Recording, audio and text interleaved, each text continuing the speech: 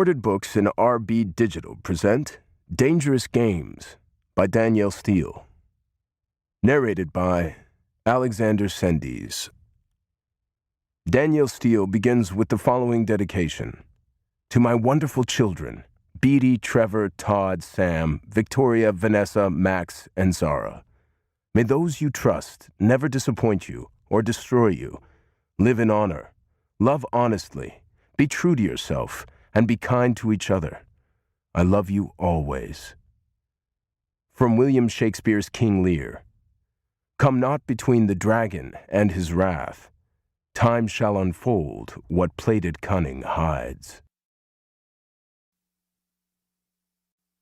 Chapter 1. It was nearly 4 a.m. when Alex Phillips ran for cover as gunshots rang out. A fruit canning factory had been shut down in Alabama, putting thousands out of jobs. The union had been trying to stop the shutdown for months, and finally violence had broken out in the town, out of desperation and frustration. Most of the factory workers were African American, some of whose families had worked there for generations. There had been looting and destruction in the town and surrounding area all night, and 2 young men had been killed. The riot police had been called in from nearby cities, and the acrid smell of tear gas was everywhere. Alex was reporting from a live feed and had to abandon the spot where she'd been standing as Ben Chapman, her cameraman, grabbed her roughly by the arm and forced her to leave. He nearly had to drag her to get her away from the scene as troops narrowed in on the area, and flames exploded the windows as looters set a building on fire. She had just been saying on her broadcast for national TV that nothing like it had been seen since the riots in LA in 1992.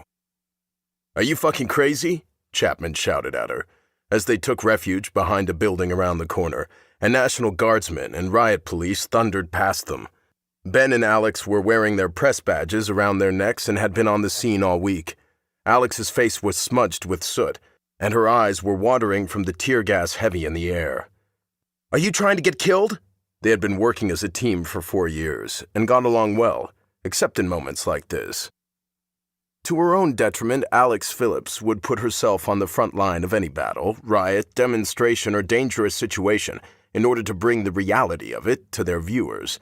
Ben loved working with her, but they'd argued about it before. Her fearlessness made for award-winning footage, and the network loved it, especially at a time in broadcasting when few reporters were willing to take the risks she did. It was in her DNA. But there were times when reason had to win out, or should have, and with Alex it never did. Once she was in the heat of a story. She was blind to all else. She'd been a TV news reporter since she graduated from college 17 years before, and at 39 had made a powerful reputation for herself, reporting from every hotspot on the planet. She covered the news abroad and in the States, on special assignment, and the producers loved her because she never turned anything down, and her brilliant editorials and assessments were known around the world. She was a legendary reporter whom everyone admired and was a household name. Working with her was a privilege Ben enjoyed, except when she went too far and put their lives on the line. He was a brave man, but not foolish. But nothing stopped Alex. She was passionate about every story. Ben was 42 and had been in the military until 4 years before. He had been part of an elite Navy SEAL team, which made him well-suited to the kind of assignments Alex preferred, and he had signed on enthusiastically to work with her. Other more cautious cameramen had turned the opportunity down. She was healthy, extremely fit, headstrong, honorable, courageous, afraid of nothing, and very smart. Her stories were flawlessly covered, and his talent with a camera in his hands was equal to hers as a reporter. Their producers and audiences loved them. They were the perfect combination and complemented each other. Both were known for their professional integrity and in-depth stories. They had been all over the Middle East together, had covered military takeovers and civil wars in South America and Africa, natural disasters, coup d'etat, and a number of important political exposés in the States. Trouble of any kind was their specialty, and they made it riveting to watch with his images and her words and presence on the screen. Ben always teased her that if there was a disaster somewhere in the world, Alex would find a way to get there and risk her hide and his, just as she had already done several times that night in the Alabama riots. They heard an explosion a few minutes after they'd taken cover. Alex dashed back out before Ben could stop her, and he followed. He was as zealous as she was, but he felt it his duty to protect her too, which she ignored whenever possible. "Are you ever going to ask me if I think it's smart to go back out or if we should wait?"